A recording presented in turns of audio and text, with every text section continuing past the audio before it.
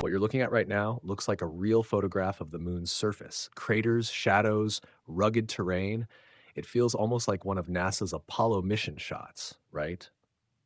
But here's the twist. This image wasn't taken in 1969 or even the 20th century. It was created in 1874, nearly 100 years before humans ever set foot on the moon. Yes, this photograph of the moon came from a book called The Moon, considered as a planet, a world, and a satellite by James Nasmyth and James Carpenter. Now, before we jump to conclusions, let's consider that they didn't have telescopes that powerful and no secret lunar expeditions were happening in 1874. So how did they make these incredibly realistic moon pictures?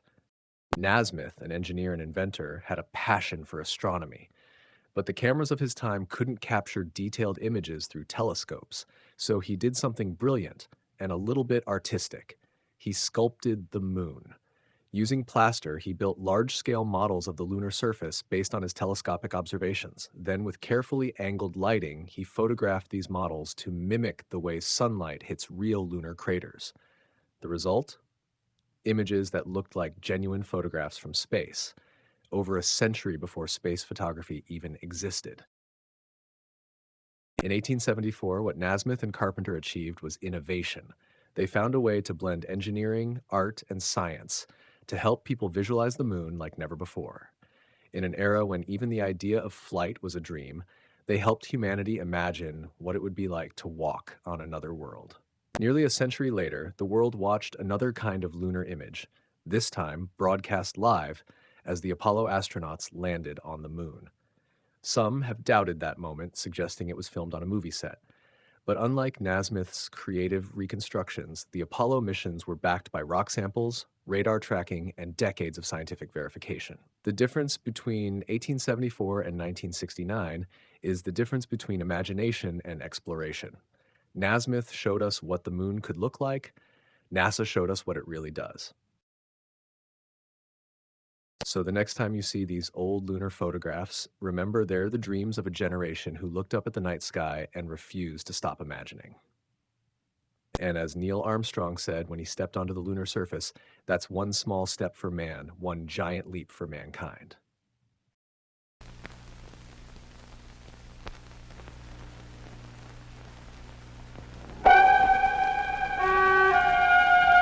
Cape Canaveral, Florida. Man in space.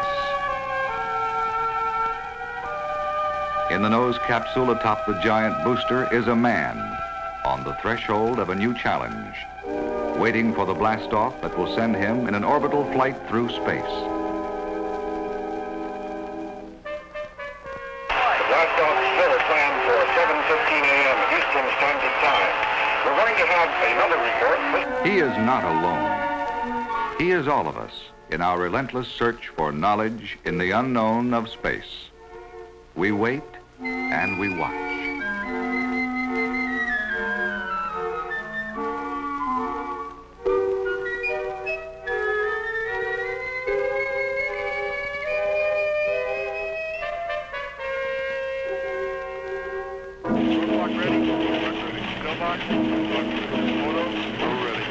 Mercury capsule? Go. All pre-start panel lights are correct. The ready light is on. Eject Mercury umbilical. Oil evacuate. Mercury umbilical is clear. All recorders in the Range telegraph operation. advance. Cleared along.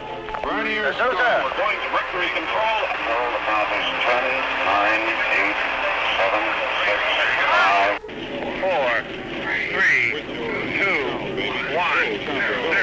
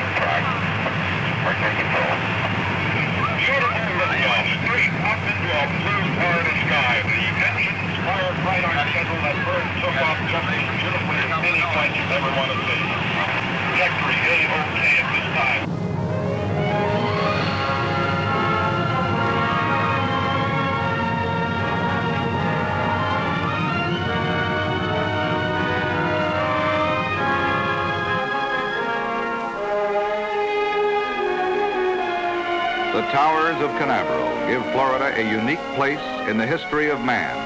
Moonport, USA, moonport of the free world.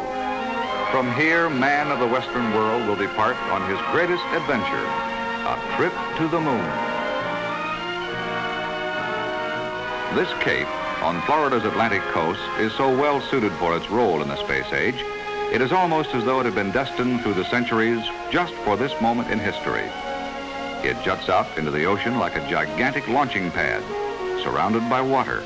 It is isolated and secure, yet the spectacular firings can be watched from safe distances. Free and open to Floridians, their millions of visitors, and the whole world.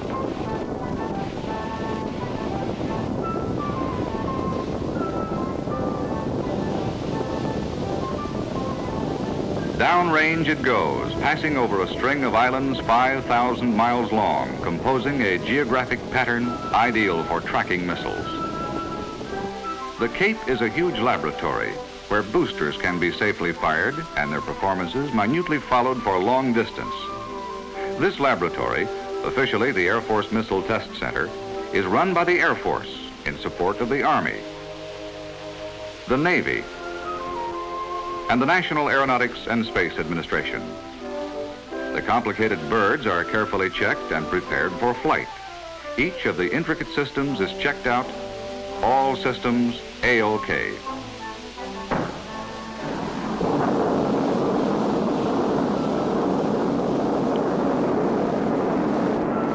Now the performance of each system is carefully recorded. Extraordinary cameras catch the action on film. Radar watches with electronic eyes. Telemetry, a method by which small sensors in the space vehicle send back weak signals to electronic ears, passes detailed information to the recorders. The data is processed for evaluation by scientists and technicians.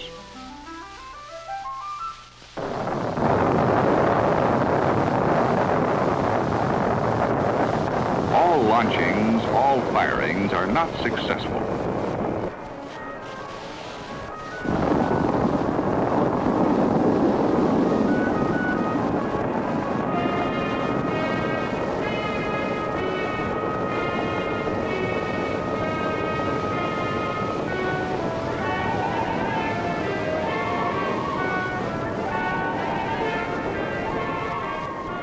However, the collection of data during malfunction is even more valuable.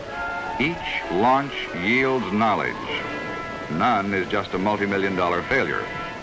Actually, what goes up, the boosters and missiles, are but a small portion of the expenditure. It takes people to make all systems go, and people mean salaries and buying power. Over 26,000 people are employed at the Cape, directly engaged in the missile and space programs. Thousands more are indirectly engaged.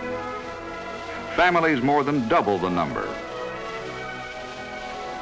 Still, many more thousands are needed to provide the services and goods that space workers and their families need.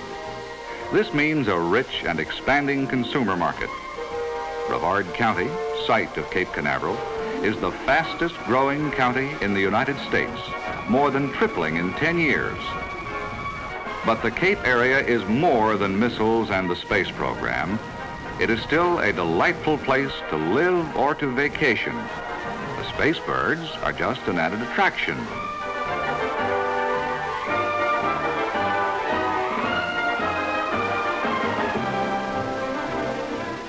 Fishing has always been excellent in the Indian River country, whether in the ocean or on the river. Whether the fisherman is a tourist or space scientist, the thrill is the same. All water sports are popular in the area. The Indian River, protected by the long barrier cape, is perfect for safe, sheltered boating. From one of man's oldest modes of transportation to his newest is but a step, here where the impact of space has marked almost everything.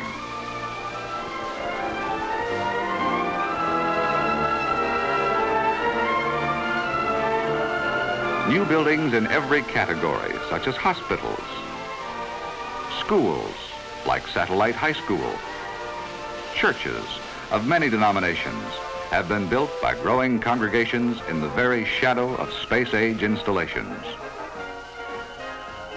There's the invigorating growing quality of a frontier, but a wholly new kind of frontier, sophisticated, scientific. Its people are young, vigorous, and well-educated.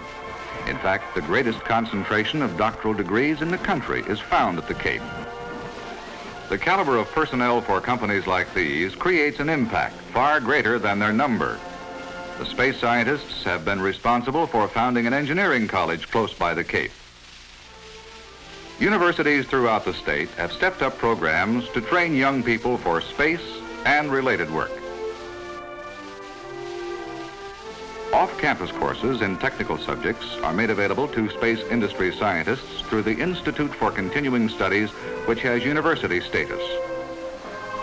Enrollment in technical colleges at the universities has increased as opportunities for technical employment in Florida have increased. The Engineering and Industrial Experiment Station at the University of Florida does research for Florida industries, including those in the space field. Among many space-related studies at the Florida State University's Institute of Space Bioscience is one on living cells sent into space and recovered for scientific observation. The impact of space extends far beyond the Cape area. It has been felt throughout Florida. Pratt Whitney, near West Palm Beach, is a major facility. Nearby is the free world's largest liquid hydrogen plant, built and operated by Air Products and Chemicals for the Air Force. Florida's largest industrial employer is Martin of Orlando, employing more than 10,000 skilled workers. Plants this size create their own impact by stimulating the establishment of feeder companies. Over 800 smaller Florida businesses supply Martin with everything from components of missiles to services for employees. Industries contributing to the space effort are located from Pensacola to Miami, turning out a variety of sophisticated electronic devices scarcely dreamed of a few short years ago, tracking devices to trace and record missile behavior, guidance system components for celestial navigation, recorders, computers, tubes, and thousands of other electronic parts.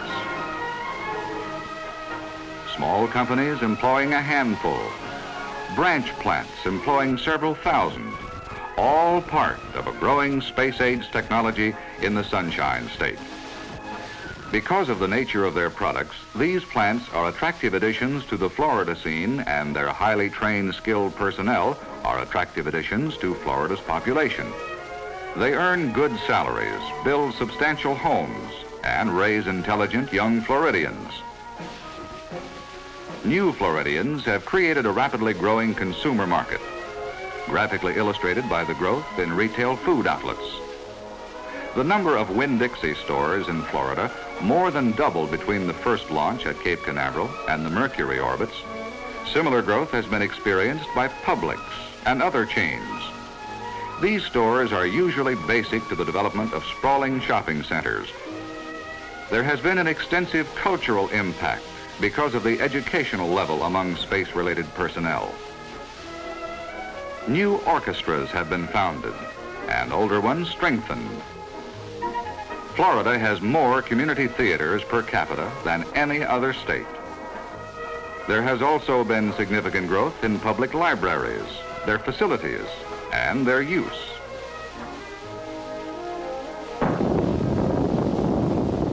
Although Cape Canaveral and the Atlantic Missile Test Range make most of the headlines, it is not the only missile test range in Florida. The Air Proving Ground Center at Eglin Air Force Base in the Florida Panhandle operates the Eglin Gulf Test Range that includes tracking stations along the length of the Florida Gulf Coast. Tactical missile systems such as the Beaumark are tested at the operational level. At the western tip of the Florida Panhandle is the Annapolis of the Air Pensacola Naval Air Station and the Space-Related School of Aviation Medicine. Unusual equipment at the Disorientation Center causes the fledgling astronauts to experience the stresses, strains, and disturbed equilibria of space travel, known as vertigo. The school's work in space programs began long ago. Baker, the astro monkey that journeyed to the edge of space, was trained and still lives in the school's animal laboratory.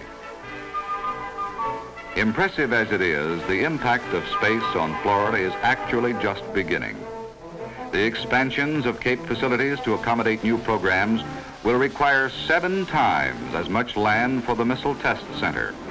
And on the land will be built facilities of such tremendous size and complexity as to stagger the imagination. Sections of the advanced Saturn will be brought to the Cape on huge barges and then assembled erect in a building over 500 feet high on special mobile gantries. Then doors as tall as a 45-story building will open and the assembled boosters will move to the launching sites. Advanced Saturn and other programs will require additional thousands of workers, first to build and then to operate the facilities. New industrial plants will rise to furnish the boosters, the components, the goods, and the services, swelling jobs related to space probes by many more thousands.